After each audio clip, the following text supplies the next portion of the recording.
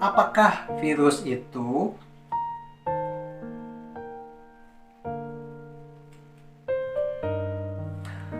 Virus itu adalah partikel yang sangat kecil yang bersifat infeksius. Artinya bisa menimbulkan penyakit. Virus memiliki struktur dasar, ada materi genetik, bisa DNA, bisa RNA, yang dibungkus oleh protein yang namanya kapsid. Itu adalah struktur umum virus. Sebagian virus memiliki struktur luar yang disebut sebagai envelope atau amplop di permukaan luarnya, yang seperti dimiliki oleh virus SARS-CoV-2 penyebab COVID-19 atau juga virus HIV.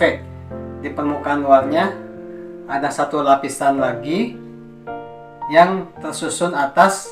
Nah, ini penting ya, nanti itu penjelasan selanjutnya. Fosfolipid, intinya lipid.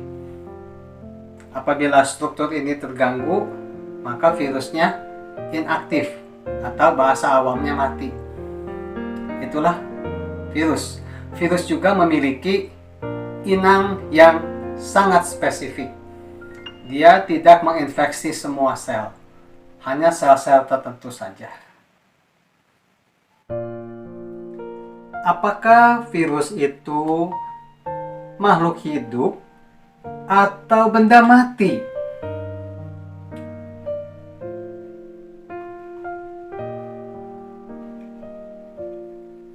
Menarik sekali ya pertanyaan ini. Pada umumnya kita mendengar bahwa virus itu harus dimatikan. Kita pakai istilah mati, berarti itu makhluk hidup ya. Yuk kita bahas ya. Apa sih syarat makhluk hidup? Ada 6 apa 7 syarat atau ciri, tapi saya hanya bahas beberapa saja ya. Suatu makhluk hidup dari yang paling kecil, katakanlah bakteri, sampai yang paling besar, dinosaurus raksasa, brontosaurus, atau paus biru sekarang.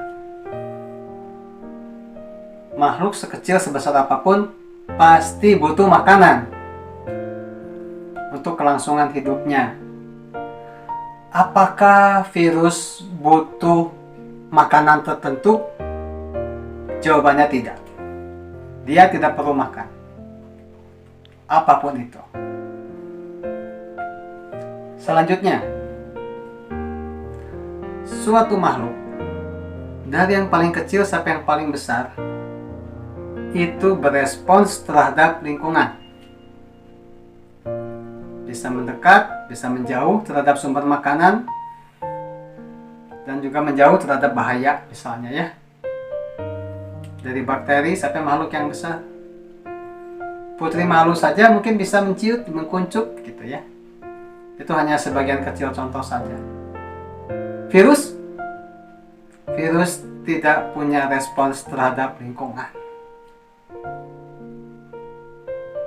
Selanjutnya, makhluk hidup itu bereproduksi, bertambah banyak, dan itu terjadi by itself, dari dirinya sendiri ya. Kalau bakteri itu membelah diri.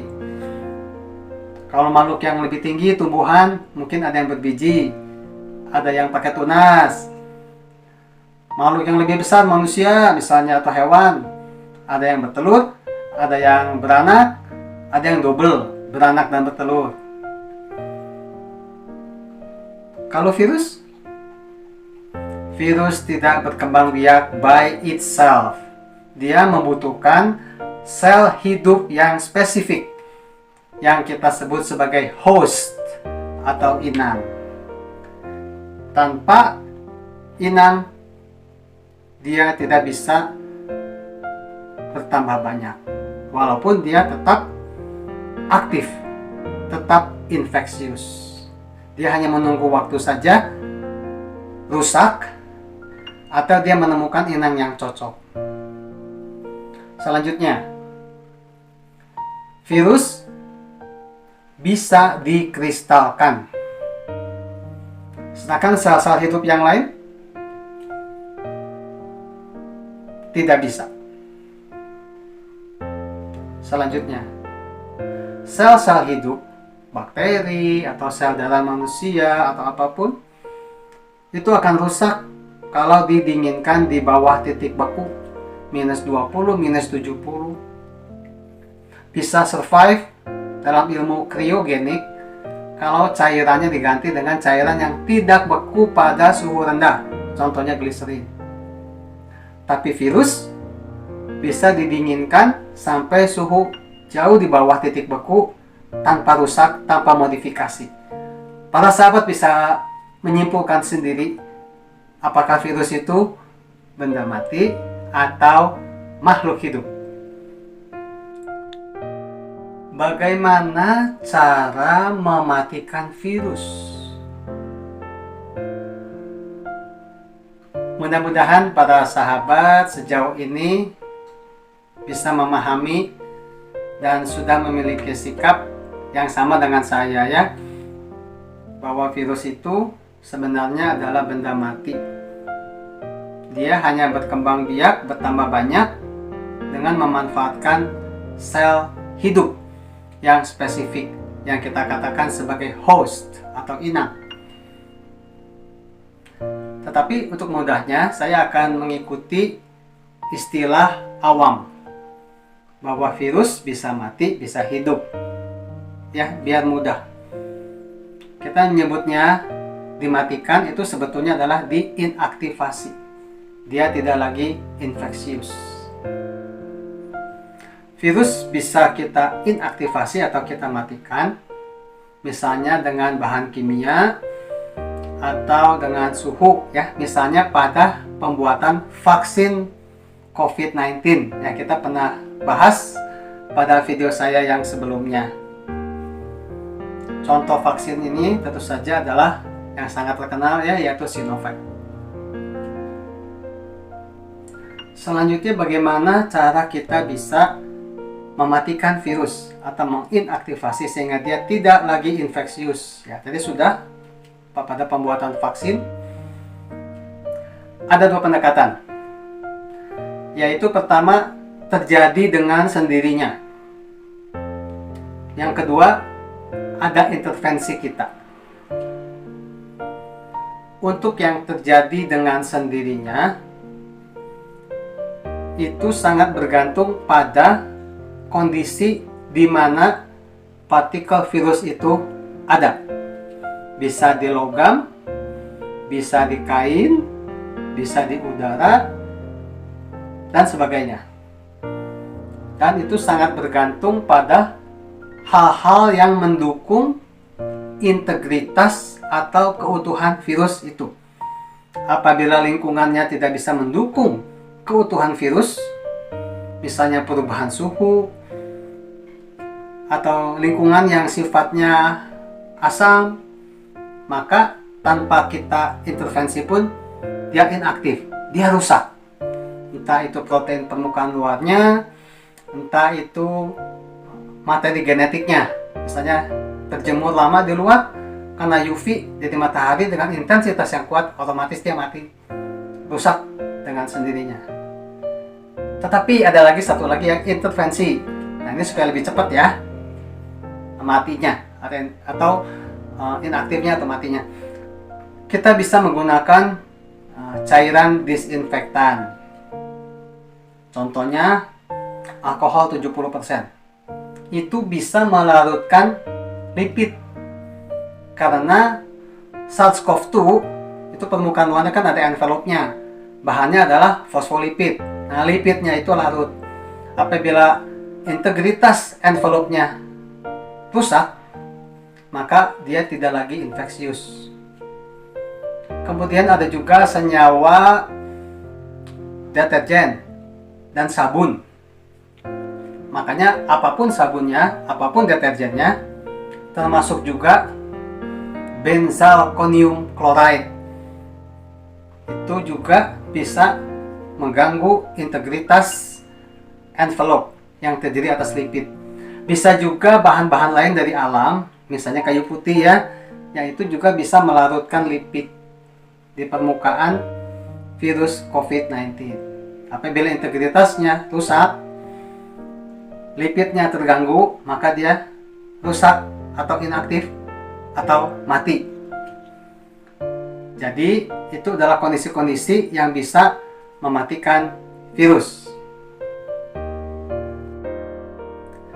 Benarkah virus COVID-19 atau lebih dikenal sebagai SARS-CoV-2 itu menjadi tidak berbahaya, mati pada permukaan benda?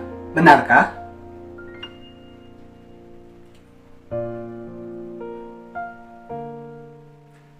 Apabila virus, ya sebenarnya virus apapun ya, tidak hanya virus SARS-CoV-2, apabila virus ini jatuh pada permukaan benda, hanya satu faktanya sebetulnya, dia tidak bisa bertambah banyak. Tapi perlu diingat, dia tetap infektif selama dia masih utuh. Berapa lama dia bisa bertahan pada permukaan benda? Waduh, itu sulit sekali ya, saya tidak bisa menjawabnya. Beda benda, beda daya tahan. Beda lingkungan, beda pula daya tahannya ya. Kondisi yang favorable, yang nyaman untuk virus bertahan, tetap utuh strukturnya, adalah yang gelap misalnya, lembab, terlindung dari cahaya, dan tidak ada intervensi lingkungan manusia, maka dia bertahan lebih lama. Jadi selama dia ada di permukaan benda dan keadaannya favorable, nyaman untuk virus itu, dia tetap aktif dan infeksius. Tapi satu hal, dia tidak berkembang biak sampai dia menemukan sel inang yang tepat. Kalau begitu, bagaimana kondisi virus COVID-19 pada jasad pasien COVID yang meninggal? Apakah berbahaya? Ada satu artikel yang mengatakan bahwa pasien COVID-19 yang masih hidup itu jauh lebih berbahaya daripada jasadnya setelah meninggal. Saya setuju ya, karena ketika masih hidup dia masih menghembuskan nafas, masih mengeluarkan droplet yang bisa menularkan. Tetapi setelah pasien ini meninggal, maka kemungkinan untuk itu lebih kecil. Ya, maksud saya keluar dropletnya itu. Tapi mungkin cairan tubuh yang sempat keluar di permukaan sekitar tubuhnya atau benda-benda di sekitarnya itu tetap infektif. Kenapa? Karena virusnya masih aktif. Memang ya, ketika seorang pasien itu meninggal, pasien COVID, ya rohnya sudah pergi begitu ya, rohnya pergi, kita tidak bahas. Tetapi sel-sel tubuhnya itu masih hidup. Ya, kita ingat ada kasus cangkok organ misalnya ya, itu sampai berapa menit, berapa jam, itu sel tubuhnya masih hidup. Kalau sel tubuhnya masih hidup, walaupun orangnya sudah meninggal, apabila sel inangnya masih hidup ya, misalnya di paru-paru atau bagian tubuh yang lainnya, virus masih bisa memanfaatkannya untuk bertambah banyak. Tapi sekali lagi, daya sebarnya sudah jauh berkurang karena yang bersangkutan sudah meninggal. Tapi tetap harus kita tutup ya, untuk memperkecil risiko penularan dari jasad. Lalu bagaimana kalau betul-betul seluruh sel tubuh dari pasien ini yang sudah meninggal mati semua sel tubuhnya? Apakah virusnya yang ada dalam tubuh tidak berbahaya? Jawabannya tetap berbahaya. Kenapa? Dia tidak berkembang biak karena sel tubuh sudah mati semua, tetapi dia masih infeksius. Apa yang bisa kita lakukan untuk menginaktivasi atau mematikan virus yang terlanjur masuk ke dalam tubuh kita secara terbatas tentunya ya. Baik, yang saya bahas di sini adalah apa yang umum bisa kita kerjakan, membahas apa yang banyak kita dapatkan dalam bentuk postingan-postingan di berbagai WA group ya. Yang saya bahas tentu saja bukan obat-obatan antivirus yang biasa diberikan oleh tenaga medis profesional atau juga antibodi yang dihasilkan secara alami karena sebagai penyintas dari penyakit ini. Juga bukan tentang TPK ya, terapi plasma convalescence, yaitu antibodi yang didapatkan secara pasif melalui plasma dari penyintas. Yang saya bahas adalah beberapa aspek yang masih bisa dikerjakan dan nampaknya masih logis ya. Yang pertama adalah dengan suhu terbatas tentunya, karena kita hanya berurusan dengan virus yang masih dalam jangkauan suhu dari luar ya, yang kita hirup berupa uap panas ya, yang jadi virusnya itu masih ada di saluran pernapasan atas rongga mulut ya, tidak sampai ke paru-paru atau sampai ke organ-organ yang lainnya. Prinsipnya adalah menggunakan uap air, itu adalah penghantar panas ya, dengan kalau kita lihat video-videonya itu berupa suatu wadah panci misalnya ya, lalu uap panasnya itu dialirkan melalui pipa dan kita hirup melalui mulut dan hidung ya. Perlu ditekankan, diingat di sini bahwa suhu yang bisa menginaktivasi virus berkisar 60-70 derajat di tempat. Jadi bukan di luar ya, tapi di tempat ya, di dalam rongga hidung, di mulut, di saluran pernapasan atas dan tengah gitu ya. Bisa tidak mencapai suhu itu. Kalau di dalam 70 berarti di luar lebih lagi. Tahan tidak kitanya. Ya, itu satu. Kemudian tentang pH atau tingkat keasaman. pH juga ya seperti halnya suhu, itu bisa merusak protein virus. pH yang rendah misalnya 3 ya, itu juga bisa merusak protein virus. Misalnya dari cuka apel atau lemon ya. Tapi perlu juga diingat konsekuensinya, kan itu tidak mungkin masuk ke hidung ya, paling hanya di rongga mulut, di faring gitu. Dan itu tentunya harus diingat tidak bisa terlalu lama di rongga mulut karena bisa menyebabkan demineralisasi gigi, nanti keropos giginya ya. Dan mungkin kurang cocok untuk para sahabat yang punya penyakit mah. Dan juga pH ini tidak mungkin sampai masuk ke darah ya, karena kalau pH-nya rendah, tentu darah juga akan berusaha untuk menetralkannya ya, ada mekanisme buffer. Itu nggak mungkin menyebar asal itu ke seluruh tubuh kita, itu mematikan ya, mesti hati-hati.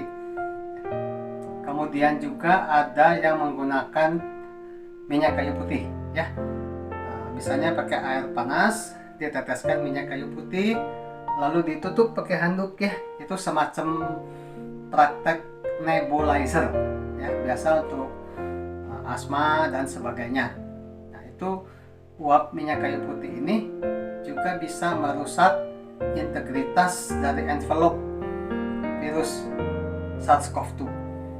Tentu saja terbatas ya, hanya untuk saluran pernapasan atas ya. Kalau sudah sampai ke bagian-bagian lain, hati, jantung, saluran pencernaan bawah, itu tidak bisa menjangkau ya. Semua juga ada keterbatasannya dan tidak bisa untuk tingkat penyakit yang sudah terlalu lanjut dari COVID-19 ini. Hanya untuk awal-awal saja dan untuk pencegahan ya, tahap awal masih oke. Demikian mungkin apa yang bisa saya bagikan tentang apa yang masih bisa kita lakukan dan bagaimana logikanya. Para sahabat, sekian video saya kali ini. Semoga bermanfaat ya. Kalau ada pertanyaan, jangan segan-segan menanyakan kepada saya atau berdiskusi di channel saya. Feel share. Keep safe, keep healthy. Jangan abai, jangan lupa 5M dan ambil kesempatan untuk vaksinasi.